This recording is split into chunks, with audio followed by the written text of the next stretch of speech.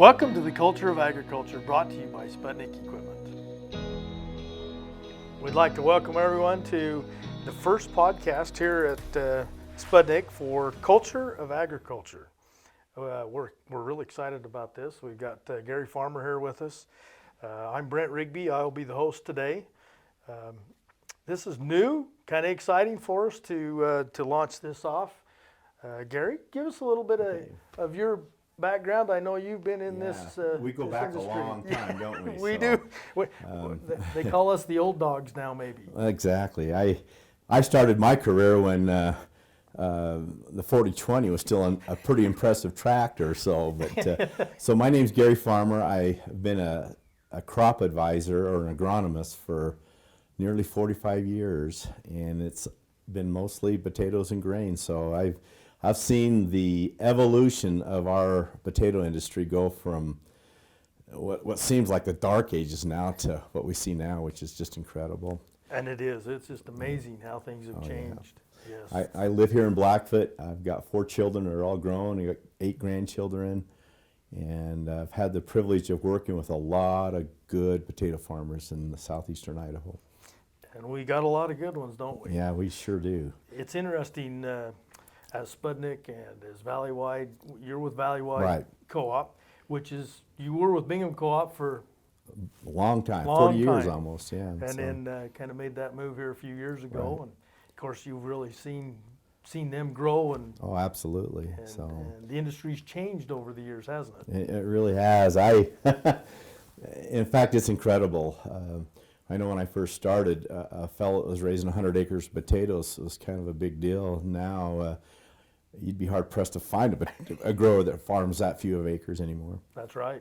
Well, I can remember back in my day when I first started farming just out of college, 55 acres.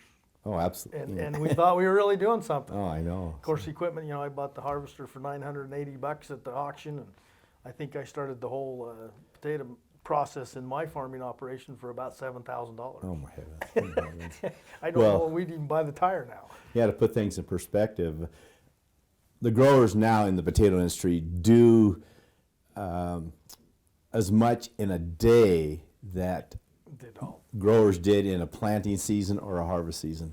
Yeah. It's just incredible, and I just sit back and I'm just totally amazed. So, you kind of thinking through that, planting-wise, you look at, say, 30 years ago, when you and I Right. kind of started in this deal pretty heavy. Right. What are some of the changes you've seen in the planter side?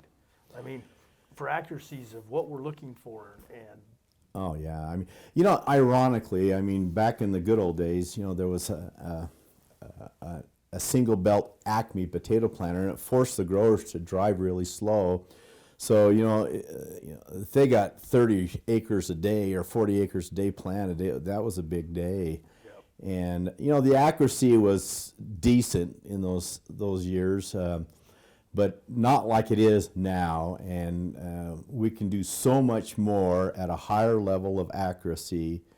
And we've just really come a long way, and the yields that we expect, 300 used to be the benchmark. Now, if you don't raise at least 400 in our area, it's a crop failure, and then obviously you go farther west, and it's a lot more than that. yes, and a lot of it has to do with the inputs. Right. I mean, the inputs were astronomically more than 30 years ago. Oh my gosh! Fertilizer, it's probably tripled. No, I mean, if you look at this year's costs, and they've doubled from last year alone, but if you compare it back to the 70s is when I got started, and it's 10, 20 times more. Yeah, it's amazing Yeah. to see, and finally the prices of the product has come up Right. to at least help us with that part Yeah. of it. I think in a lot of sense, and obviously us in agriculture understand it. But a lot of people that are outside of agriculture that may be listening to this don't probably necessarily understand the costs and the inputs of what it takes to grow a potato crop or a grain crop or anything that we're doing right now. Yeah, that's a good point, Brent. I was telling a gal at a C-store once, she was just asking me some questions about potato farmers, and I just told her the next time you drive down the highway and you see a quarter-mile pivot sitting out there, that takes a grower $500,000 to raise that one field. And her jaw just dropped. And I said, that's what our American potato farmers are up against right now. And it's serious business. It is. One little hiccup and Yeah. it's not a good thing. No kidding. So, What are some of the challenges? I know last year we had some major challenges, with the potato crop, with heat, with moisture. I mean, we were so hot early. yeah, and I think as we go into this year, I think it would behoove us to look at what happened last year. And I kind of go through this checklist of, okay, what did we learn last year so we don't repeat those same mistakes. And I've always said that the best growers that I work with reflect on what has happened in the past, put that in the memory banks, and then their ability to adjust even preseason and in season separates the really good growers from the ones that are not. And last year, I think here in southeastern Idaho, we probably had a year unlike anything that I'd ever seen in my 40 plus years. Yeah, I would have to agree. And that it was mostly associated with water stress early on, and also the heat stress that we had. What kind of looking at that from last year when we talk about water stress? What is there any things that you've kind of studied or looked at that we should do this spring that would be different? Well, last year we had a really dry winter, and so I think some of us probably just went on as business was normal. But as I look back and I kind of woke up when it was early enough to actually do something and recommend some things, but we probably started this last year's growing season with probably at least a 1.5 to 2 inch per acre foot deficit in our soil profile because we did not get any winter moisture. Yeah, and we didn't. Yeah. So we were actually planting in drier soils, and by the time it came to cultivate or even that first irrigation, we were extremely dry. And at that point in time, we got blessed with some incredibly warm weather, which just made the situation even that much more difficult.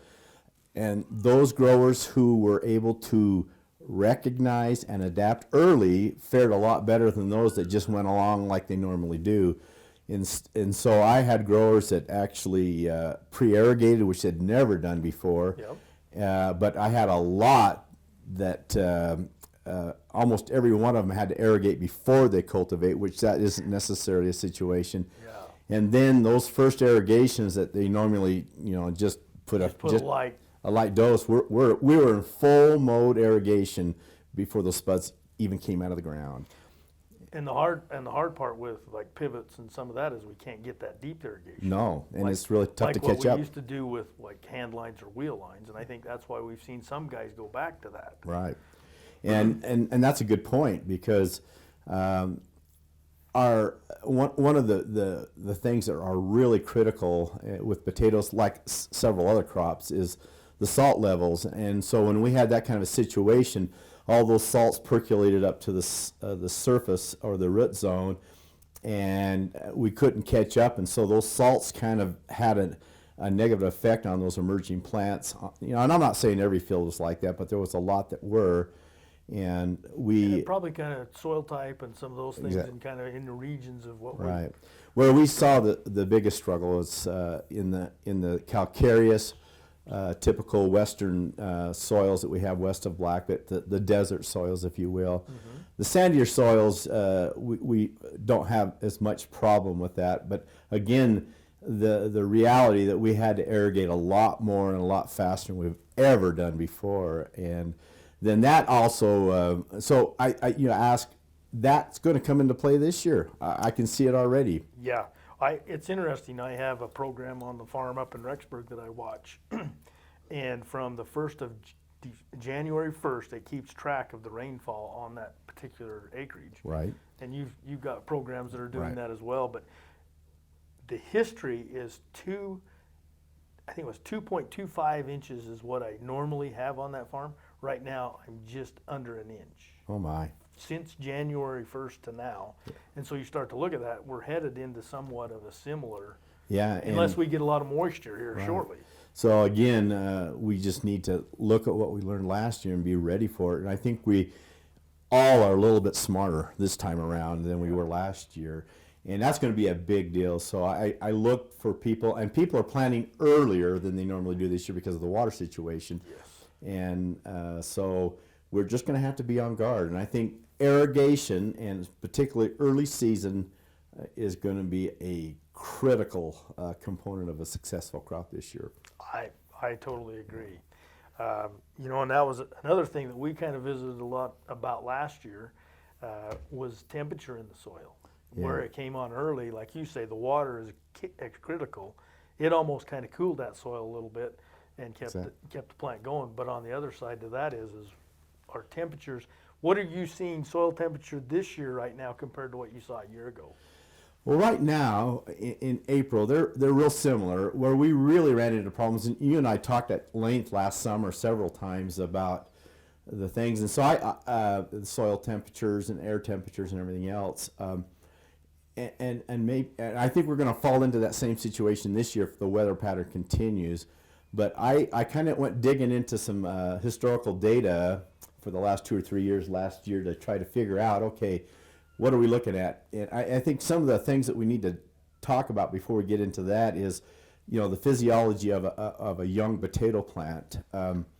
My conversations are going to be basically based on russet Burbanks. Norcotas are a little bit in the same category, and you know, and this is all varietal, but it seems like russet Burbank are the ones that are more susceptible to some problems if we have these kind of conditions. But optimum soil temperature for tuber initiation is around 65 degrees soil temperature.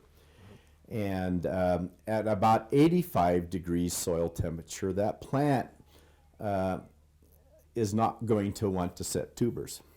And that's what we had last year. You know, we started out the season pretty much like a normal year other than the water deficit.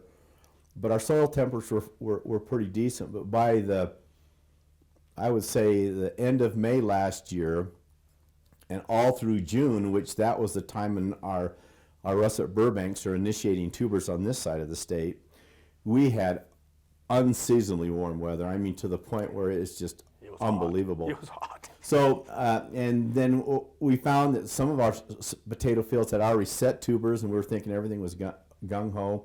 And then the heat hit. And all of a sudden, we lost our sets, and the potato plants just went vegetative, and we couldn't get any potatoes to set. They were more in a keep alive mode at that Right, point. exactly. You know, it was more worried about growing a vine than it was reproductive growth. So at that point in time, I said, okay, man, what's going on here? So I knew that we had that situation about tuber initiation of the temperature. So I went back to the 2020 year, and I went and got some historical data about soil temperatures from the middle of April to the end of June. In 2020, and that average soil temperature was 77 degrees. And we had a tremendously good crop that year, and we had no problems. Well, in 2021, that same time period, our average soil temperatures were almost 90 degrees. Which, that's 12 Yes. 12 degrees hotter. Yeah. Now, granted, a lot of those days weren't there, but that's just the average. And Well, then you go back to what the temperature you're saying of where we Need to really be. need the optimal, and we weren't there. we were way past that. Yeah, and then that was the problem, you know, and we have little control over that, but we can do some things that can help us. And again, that early irrigation, those that were on top of it fared better than those that didn't. And I'm not saying that didn't affect every grower, even with their irrigation, because it was across the entire area. So that was a big deal. And then nitrogen management is another thing that I think we kind of goofed up last year, because again, during that time, on a normal year, we're in a process of top dressing our potatoes and maybe start pumping, because we're anticipating this long, tough growing season. We want to make sure we build the vine, And on a typical year, we can do that and still set tubers. But Yep. last year, our plants went vegetative, and we were still fertilizing like we normally do. Then all of a sudden, we've just exacerbated that problem to the point where that plant just wants to grow vine and nothing else. It was just really feeding on the nitrogen more of a Exactly. luxury side than it was Right. a productive side. And so I, along with many other consultants and everybody else, we probably made a mistake. We should have backed off our early nitrogen to the point when we really had brown potatoes underneath those plants. And I think there's another thing to watch for this year, but you know, I've always said that our reactions are kind of like a pendulum, and sometimes we overreact. And so I don't say that we need to do that. We still need to be doing what we think works, but we've got to be really aware of the situation at hand. Well, and like you say, knowing that is something that we can watch for this spring. Right. Is to really kind of monitor our soil temperatures, monitor what's happening, and kind of see what that moisture levels need to be. Right, and if the same thing replays itself, let's be a little cautious about our early season nitrogen. And you know, to get to the foundation of what's happening behind that, you know, each plant has several different type of growth hormones that they produce. I know that all of us are familiar with auxins, gibberellic acids, cytokinins. Those are all growth hormones that have that play integral parts of the plant development. But if the plant is growing like crazy and it's got tons of fertilizer, it's going to be more apt to produce gibberellic acid in its system, which promotes vine growth and vegetative growth. And at the same time, cytokinins are the ones that are really associated with reproductive growth. And so when you've got a plant that's producing all this gibberellic acid, which also enhances shoot development in the roots. And so what happened is typically a potato plant will shoot out a stolon, and that is produced because of gibberellic acid, and a lot of other things that factor into it, but the production of gibberellic acid. So that plant sets out a stolon, which is going to set a tuber eventually, and then at a given point in time, and this is almost 100% temperature related, the plant essentially changes gears and starts to produce more cytokinins at that time, which stimulates tuber initiation. And as long as that temperature is decent, it'll continue to grow a tuber. But if we're pouring a bunch of nitrogen on there that we don't need, and we got tons of rapid growth, what happens and we saw a lot of that year, that stolon that's just set a tuber will continue to grow another. Grow out on another. Right. And that's where you get those heat runners. Yeah, and those heat runners are exactly like it. And you'll notice that most of those develop on the top 4 or 5 inches because that's where it's most warm. Mm-hmm. And so we had that everywhere, and it's called tuber chaining, where it'll grow, set a tuber, then it'll continue to grow, and that's because the plant's producing too much gibberellic acid. And so we have to be aware of that situation and be careful about not only having the water, but making sure that we're monitoring our fertilizer so that we don't. It's kind of an imbalance that we have to avoid. So when you're talking about putting on nitrogen and some of those things, do you have some recommendations? I know every crop consultant and grower is going to look at it a little different. Yeah. But when you start looking at it, do you want some slow release nitrogens? Do you want to do it or with urea? I know we used to have nitrate, but that kind of went away after we did some explosions. But well, and that's another thing entirely. Good question, because everybody, if 4 of us went to a tree and had to climb to the top of it, we'd probably all take 4 different routes to it, and we'd all get to the top of the tree. And I think that's how growers are too. So I think, and I hesitate to make blanket recommendations because every situation is different.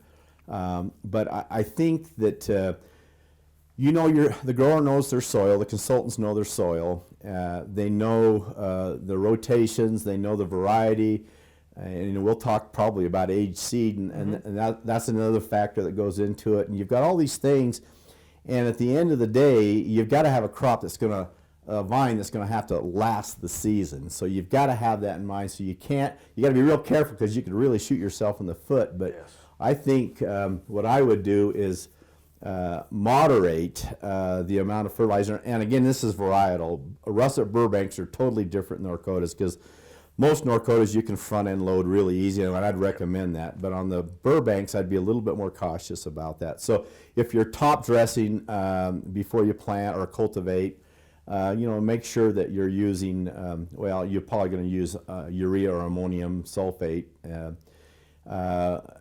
We sell a product called Super U, which I just love to death, because it's not necessarily a slow release as much as it is a controlled. It keeps that from converting to nitrate as quickly, but it doesn't hesitate to, it doesn't slow down the conversion to ammonium, and so it's still available. So all those type of fertilizers play a big role into how you front load your specific fields. But I think now, after last year, I'm going to be a little bit more cautious about my water run until I have potatoes that are So that you underneath can there. kind of see what's happening Right. there. Maybe pull some petioles and kind of see how Right, that plant's exactly. So going along. Well, it was a challenge last year. Oh, it was. You go from one field and you'd have a pretty crop, and you go to the next field, and it made a lot of us pretty nervous. oh, it did, and man, And, yeah, I think we all aged a little bit. My hairline's, well, there's not much there left. I think I lost a few more inches on it last summer, because it was bad. You went back and I went wider. So. Yeah, and then you go out and look at these fields, and of course I'm like a gopher. I just dig like crazy out there, because I love to do that. And you're into the middle of July, you're not finding any tubers, and pretty soon you're to the end of the July, and then you're really starting to worry. Yeah.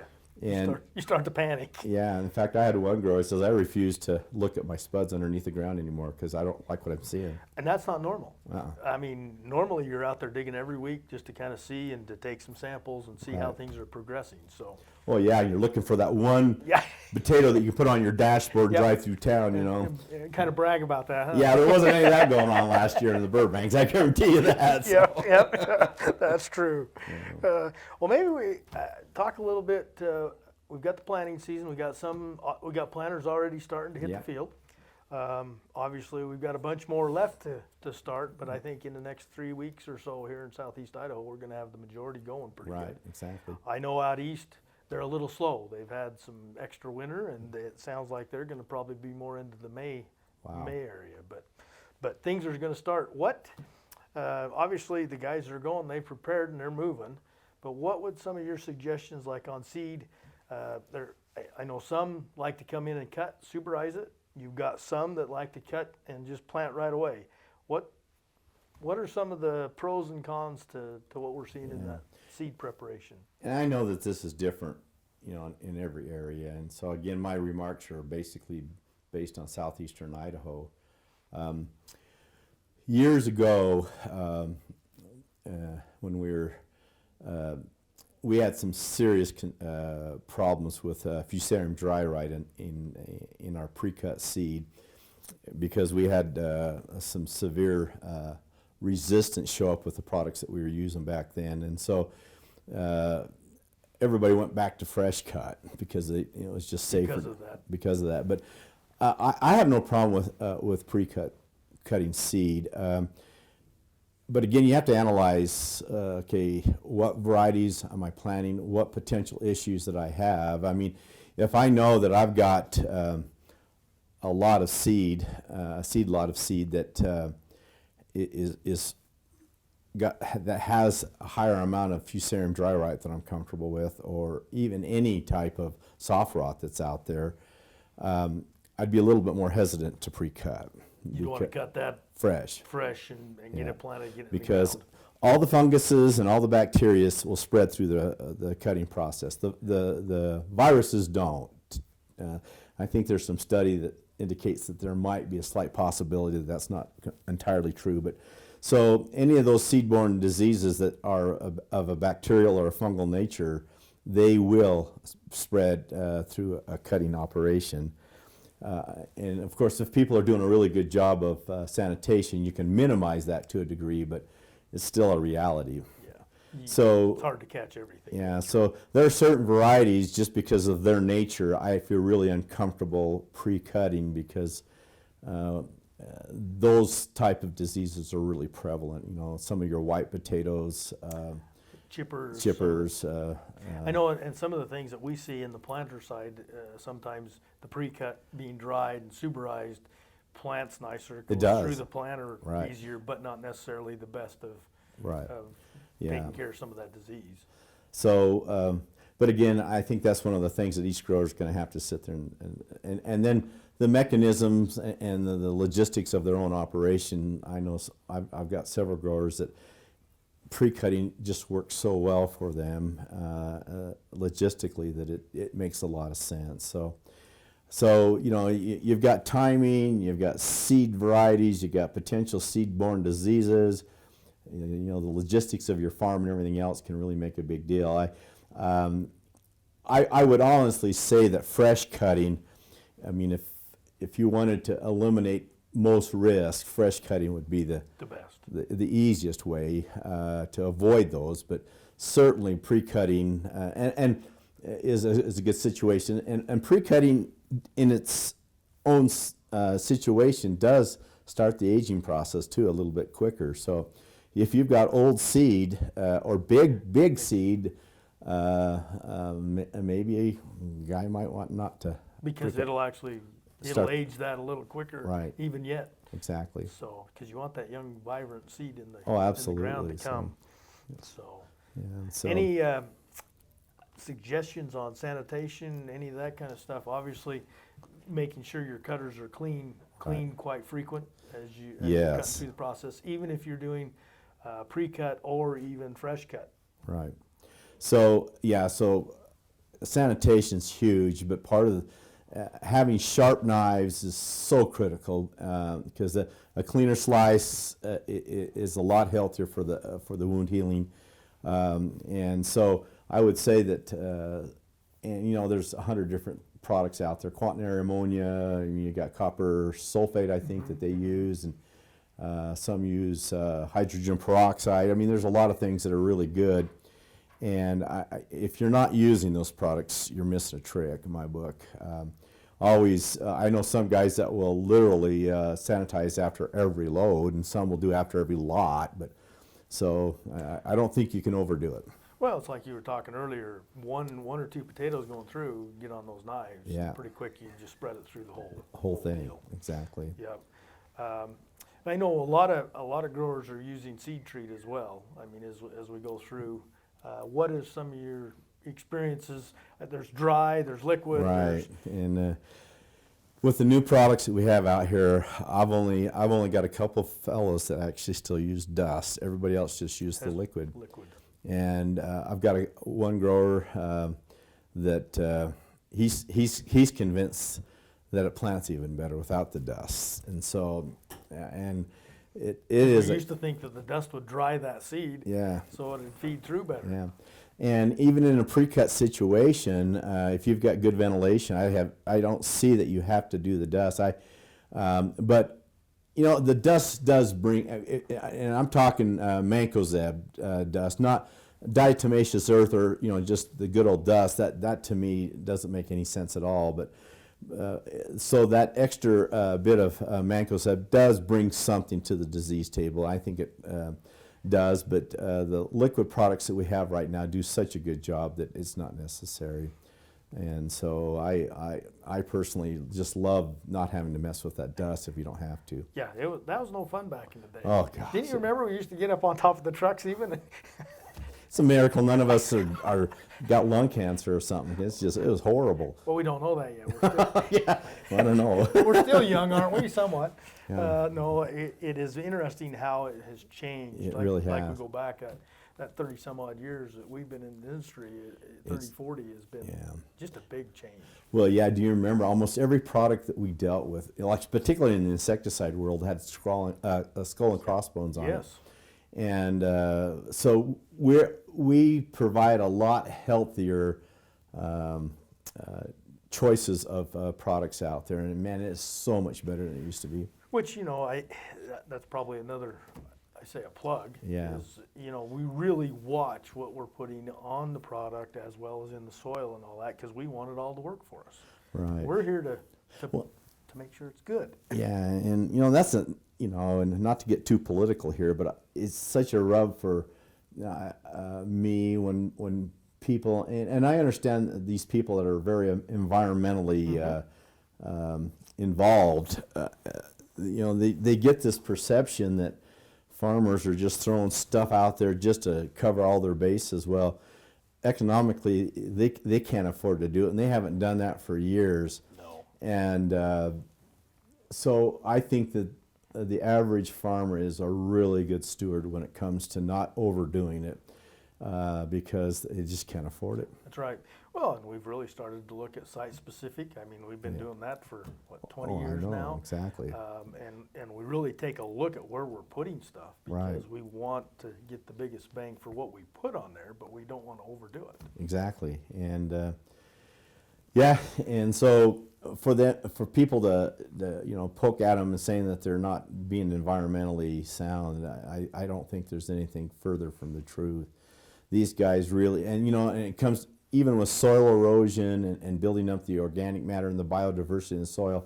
I don't have one fellow I work with that isn't priority on his farm. Oh, yes. Well, and I think we've learned over the years that, boy, that organic matter is huge. Oh, it is. It follows really what is happening in that field. Oh, yeah. And I think you and I, years ago when we were in the process of developing variable rate technology, we found that the best indicator for yield potential was the organic matter level in the soil. It was the only map that really Right. Mirrored what we got off of. Right. And so it was so funny. We'd have these yield maps, and they all looked like those bare soil imagery that had the different colors of soil organic matter out there. And so it is, and I've done some studies on that. One field in particularly where we had planted the potatoes and harvested them, and so I had the ability, because they had a yield monitor on the potato combine, to go back and say, okay, what did the potatoes yield per level of organic matter? And that was the only indicator that I looked at. And there was almost 100 sack difference between 1.5% organic matter to 2.5. So if you start to do the math on that, that's about 10 sacks per tenth of a point of organic matter. And so if you put that into reality, 10 sacks is, let's just say, for easy figure, $10 a sack, that's $100 An acre. per acre, Yeah. per tenth of a percent of organic matter. And so that adds up to a lot of money. Yes, it does. So Are you seeing our organic matters come up in these soils? I know in the potato side, it's tough to build Right. organic matter. it is. And that's, we're at a really disadvantage in southeastern Iowa, because we're raising sugar beets and we're raising potatoes, and neither one of those do well in minimum tillage. So we're really, As far as cover crops and all that kind of stuff to put in to get that. and it's kind of hard. Yes. But our guys are doing that now. They're being very careful about trying to do as much as they can. They're lengthening out the rotations, but it is still tough. Those two crops are very tough on soils. Not only the more times you work the soil, the less you lose your organic matter. Yep.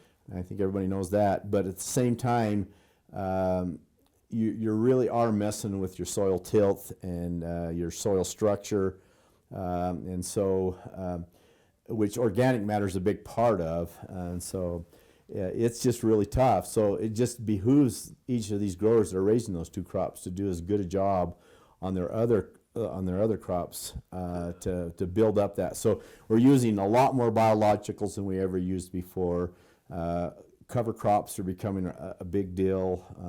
Which cover crops are most people using here? I know you talk about the Midwest and you listen to a lot of their mixes. Oh yeah. But they're in a whole different situation than what we are in a row crop situation here. Yeah, exactly, because they don't have to till their soil to make the crop.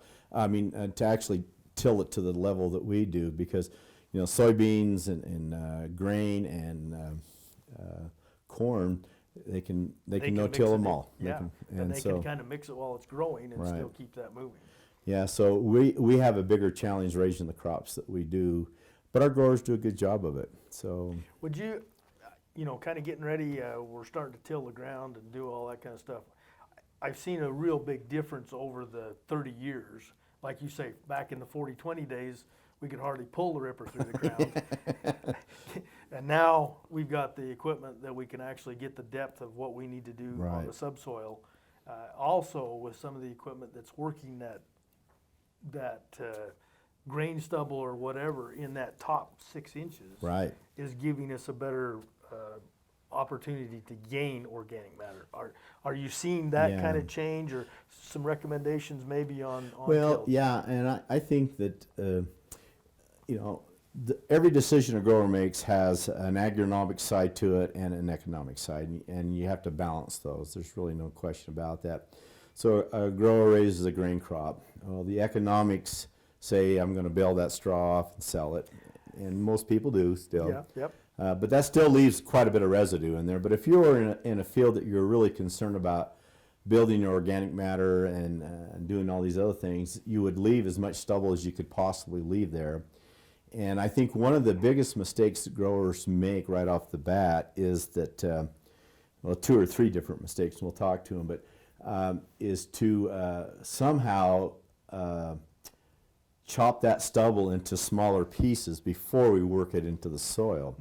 And that just helps the soil bacteria, gives it a lot more soil surface to eat and decompose, and so that will help the decomposition of that stubble. Now, in a sense, that's not if you're looking at pure soil science, maybe you don't want it to decompose quite that fast, but it takes time with our temperatures. It really does. That's a good point. So, and then to start irrigating earlier in the fall. Now, this is going to be a real challenge this fall because we don't know if we're going to have it. So, my thought is to work that stubble as best you can, irrigate it, and get that evenly distributed into the top 6 inches. Now, like moldboard plowing, all that does is just put it 12 inches down there, but I like to work it into the top 6 inches like you were saying. And so I think that's something that, and that's all part of the seed bed preparation as well. But looking at kind of spring, if we've worked that in the fall, very, very good. And we've got some guys that go in and pre-mark, obviously, and then we plant right into that, so we're not disturbing a lot of that. What would you recommend, more of that, or according to soil type, that kind of dictates why we mark out? Right, but again, strictly from a soil scientist's point of view, again, we can't go minimum tillage with potatoes, but we can certainly minimize the trips and make every trip count. And so fall bedding is a good way to help maintain the soil organic matter levels, because you just don't work the ground quite as much. Because normally on a flat plant, we come back in, we usually work the ground in the spring. We kind of open that back up, and to a certain point, that's probably important too, to get the aeration in there. Right. But on the other side is we're going to take some of this moisture that we talked about earlier. Yep, and then we're also going to hit our organic matter to a slight degree. The flip side of it, though, is that flat planting, the planters work better. They do. That doesn't mean they don't work really well in a fall bedded, because if you've done your fall bedding right, you've got a pretty good situation there too. Yes. So I tend to lean to the fall bed. I think it's a good program, both economically, logistically, and did I say economically? And agronomically. Agronomically. Yeah, well, and sometimes it kind of helps with the erosion of some of this ground. Exactly right. For some reason, spring means wind, doesn't it? Oh gosh, it does. And every field that's been fall bedded, it's not blowing. Yes, it's sitting tight. Right. which is very interesting to watch that. And I know certain situations you do have to flat plant and kind of get that prep. So Right, exactly. kind of looking at this year, what are some of the major things in your mind that you can see that we might have issues with this coming year? Oh boy. That's a big question. Yeah, it is. And probably with some of the unknowns yet, it's hard to answer that. But some of the things that's on your mind as you've gone around and started spreading fertilizer and visiting with the growers and starting planting. Well, I mean, number one, and it's on everybody's mind, actually the top two would be the economics and water. Those two, I think, are going to play as big a roles in our crop as anything else. But let's start back to the beginning of a crop. We had a really long projected warm season last year, so I would anticipate that the seed that we have may be potentially a little bit more aged than normal. And I don't know if that's true or not, but that's a potential. So I'm going to be a little bit concerned about stem count. If this temperature obviously gets crazy again, I'm going to be worried about tuber initiation. I'm going to be worried about all those sort of things. So irrigation is going to be a big deal. In fact, that's going to be, I think, the number one issue of this coming season. And so this is not the year to ever, early on in the season, you can feel the bank up in the soil. Last year, we had a lot of irrigation systems. When you start talking of evaporation or evapotranspiration rates of, of 0.3 inches a day, or even up to sometimes 0.4, a lot of these systems can't deliver that kind of water. And so if you haven't built up the soil moisture, you're in a real hurt. And this year, if we lose water the end of July, I hope that everybody's done a good job of getting as much water on as they possibly can. So. Yeah. Well, and the problem is with that, trying to keep up. Like you said, the pivots have a struggle because the water starts to run on these. Right. Which is going to make a big key on probably cultivation. Right. Making sure that you've got it set up so that it will retain. Yeah. And you see it, I know from your perspective with Spudnik, how many times have we gone across that field, we haven't done the equipment prep, we haven't really analyzed what we do, and all of a sudden that trip, we get 80% of what we should have got out of that trip across the field, and I think that's another thing. So if you're going to plant, make sure you do the best job you possibly can, and do whatever you can do to make that the most best and efficient trip across that field. But when you come in there and cultivate, take the time to make sure that you're setting that thing up and doing it the best you can. And if you're going to put dams in there, which most people do, make sure that that you're putting as big a dam as you can put in there. And because it's going to drop over time. It is, and then with irrigation and water at a premium this year, we've got a lot of tools out there that can help get the water into the soil. And I tell you what, I can't see anything more tragic than wasting water on a year like this. So, and so the way that we irrigate will tend to have a big deal. So if we can, faster wraps around the field is really tempting in a hot situation, but that storage thing you can. But that may be the most inefficient way of irrigating. Because you're hitting that top bit, Right. and then that plant wants to end up going that direction. Right.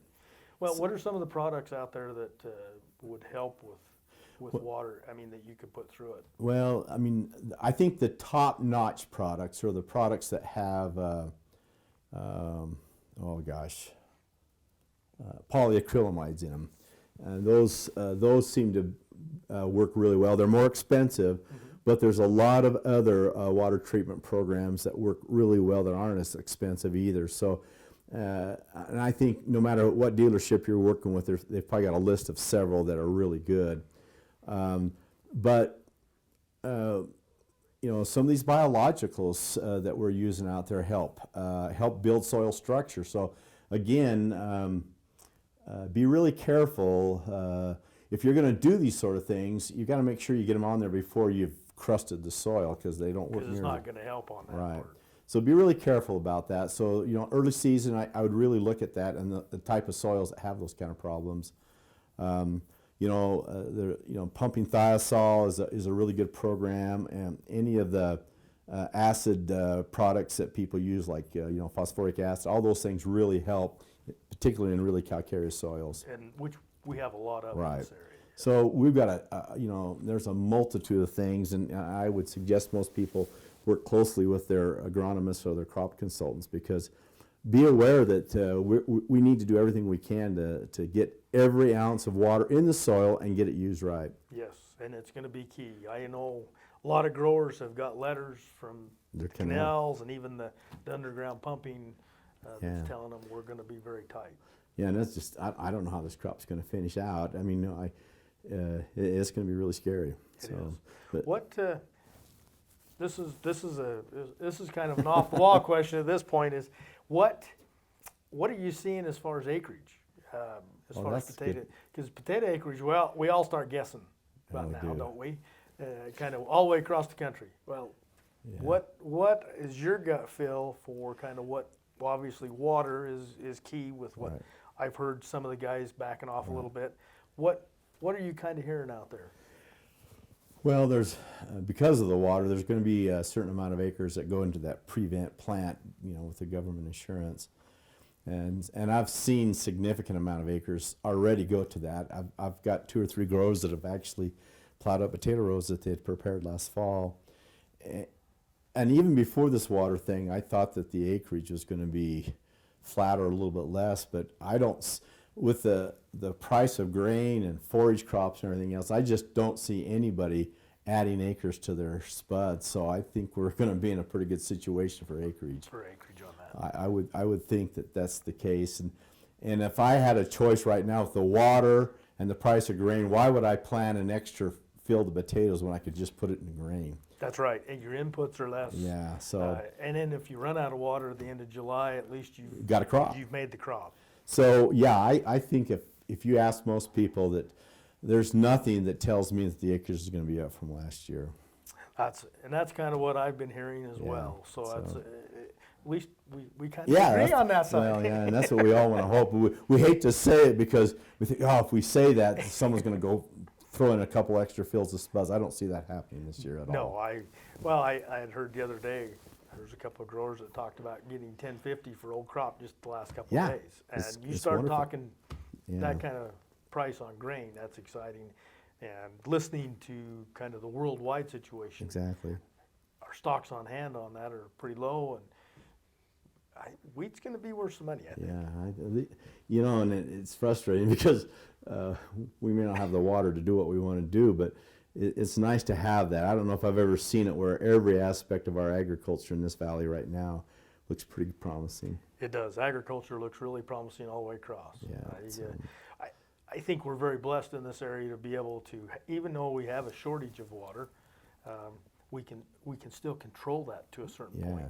Where in some of these other areas, out east where I travel quite a bit, there's some of those that they depend on Mother Nature all the way across. That'd be tough, and wouldn't it's it? kind of tough. Yeah. Oh, You yeah. know, last year was a big hit for a lot of them out there. It worked really well, but the year before was not so good. Yeah, and sometimes we lose track of, we get so caught up on our own little individual areas, we forget that every area within our state and in the country face uniquely different problems, but they're all problems that we've all faced at one time or another. Yes, yes. Well, and agriculture is just fun to be in. It is, it really is. I always look forward to spring to see everything going in the ground, and then in the fall you always look forward to it when it's coming out. So, but the big key that we're kind of talking today is, boy, make sure that the planting and this cultivating, getting everything started, this is where it's going to start this crop to be able to finish where we need to be. Yeah, if I always have prioritized the different areas of production, and obviously I think seed is probably the most single important thing. You've got to start with that if you don't, and then irrigation I think number 2 of importance. Then in fact I sell fertilizer for a living. and this may sound kind of crazy, but fertilizer is important, but I don't even know if it makes my top 5 when it comes to certain things, because if you don't do these other things, all the fertilizer in the world is not going to help. It's not going to cover the mistakes on those, is it? Right. So it's about basics and doing them as well as you possibly can. So good seed, getting it in the ground, preparing the ground, and getting it irrigated. Boy, you got to do all those sort of things. You do, and you can't cheat nature. No. It's interesting. Over the years, we've tried to take some shortcuts in some areas, and a lot of times it kind of catches us, doesn't it? Yeah, and it can make us real humble real fast. Yes, it does. Like last year. Oh gosh, that talk about that was a humbling experience. The entire growing season. I thought it would never end. I mean, oh, man, because when everybody's in full irrigation mode and we haven't even made it to May yet, that's pretty scary. That's real scary. And like you say, with temperatures being so high at that point. It was tough. So. Obviously, we've moved windows of planting Right. compared to what we've been in the last that's true. We have, haven't we? 20, 30 years. I mean, we're I would say a good month. At least, ahead. And so when you start to look at that, obviously our yields have gone up, but the fertility, the water, everything that we're using has changed what we knew 20, 30 years ago. Yeah, and it's allowed us to, well, I think that's where our larger yields have come from too. We've extended the growing season, but that comes with a little bit of risk. And maybe we can kind of steer our conversation to that, because I've done some interesting studies on that. I had a grower once here a few years ago says, I've typically planted at the end of April. Mm-hmm. I'm thinking about going to the middle of April. And he asked me what I thought. And his big concern was frost when the potatoes were emerging, which would have been basically 4 or 5 weeks after planting. And so I thought, before I answer that question, I'm going to go back to my historical data. And this was really interesting, because what I did is I went back for 10 years in this grower's particular area. And what I did is I took the planting dates, assuming he planted the end of April, I went 4 weeks out, and I started to look at the frosts that happened in that week period for the last 10 years. Then I went back to the 15th of April and did the same thing. And what I found was really interesting. The probability of getting frosted wasn't any different from that 4 week period. Yeah, from planting from the 15th to the 31st. So 2 week period. And then I said, well, that doesn't make a lot of sense. Then I said, okay, the next step is let's look at the severity of the frost, and that's where the difference was. So I think you had I think the probability in both situations was like a 30 or a 35% chance of getting frosted planting the end of April versus the middle of April. But when you looked at that frost 4 weeks later, the severity was a lot worse. And I thought that was quite interesting. And I suspect if you go from the 15th of April to the 1st of April in our area, you're going to find the same situation. Maybe even a higher probability of frost, because that's a big change. But that's where a lot of people are doing it now. Mm-hmm. So, moving those dates up. Yep. So. But we got to push that to get the yields too. Right. Exactly. We got to. It's one of those chances you take, and I think it's worth it. It's interesting. I've had some growers say, well, man, if I can get that potato plant, fairly good size, it's only going to nip the outside leaves and we're good. Yeah. And, there's some truth to that, because I think the worst time to have a severe frost is when that potato is just barely coming out of the ground. And if it's a little bit bigger plant, it tends to recover quicker.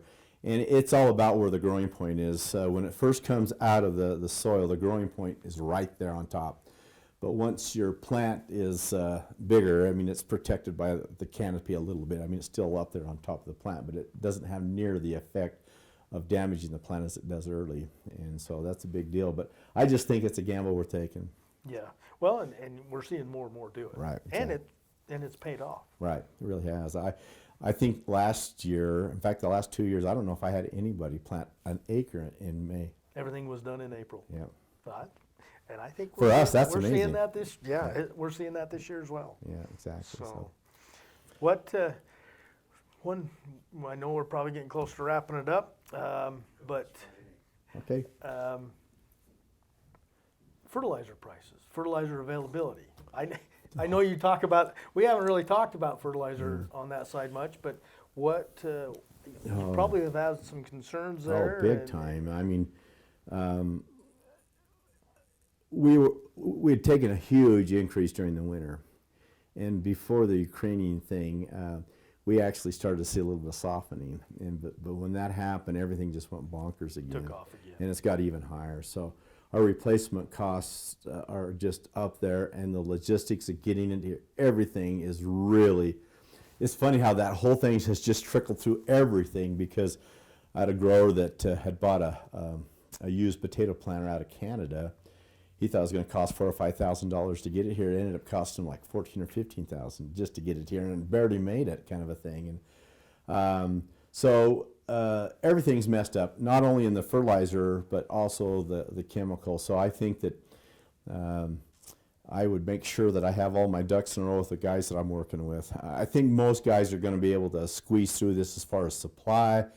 But the cost is at anybody's guess. It's just going to be horrible. It's going to fluctuate every week or every day. It does, and it is. And so, like us, and I think every fertilizer dealer's in the same boat.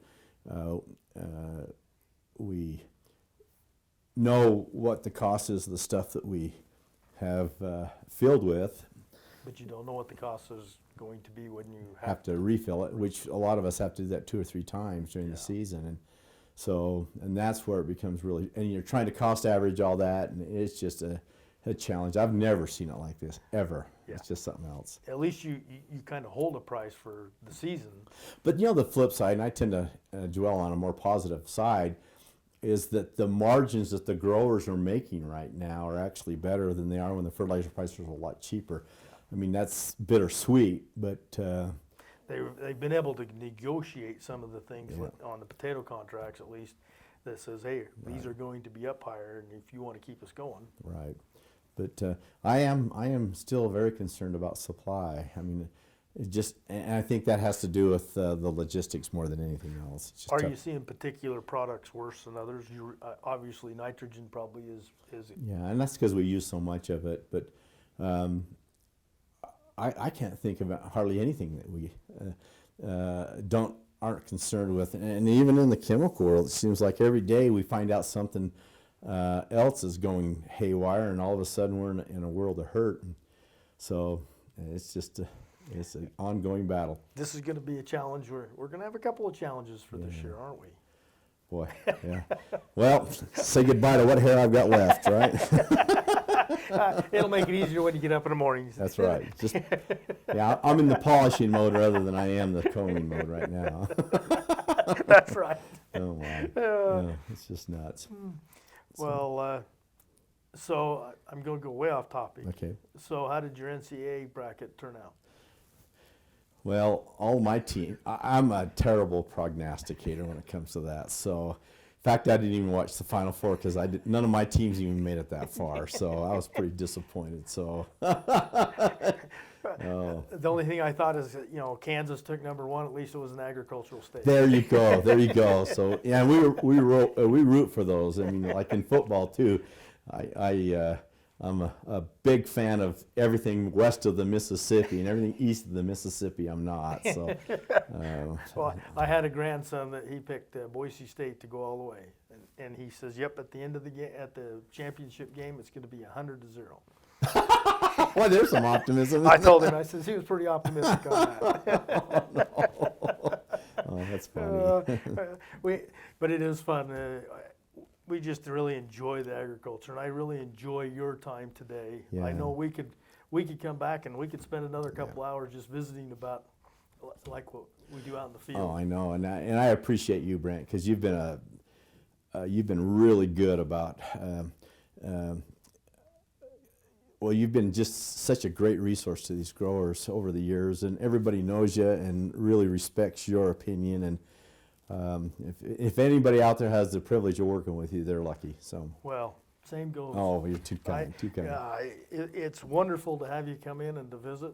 I always look forward to having a visit with you. Anytime. And like I said, we'd like to thank everybody that has joined us today. And boy, if you have any things that you would like to maybe have us discuss or hear, drop us a line and let us know.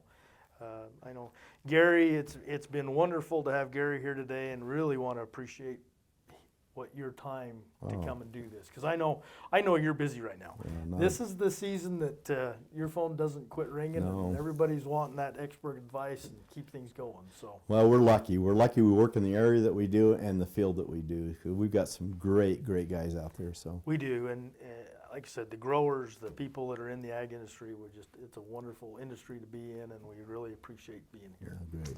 So for our first episode, this is exciting.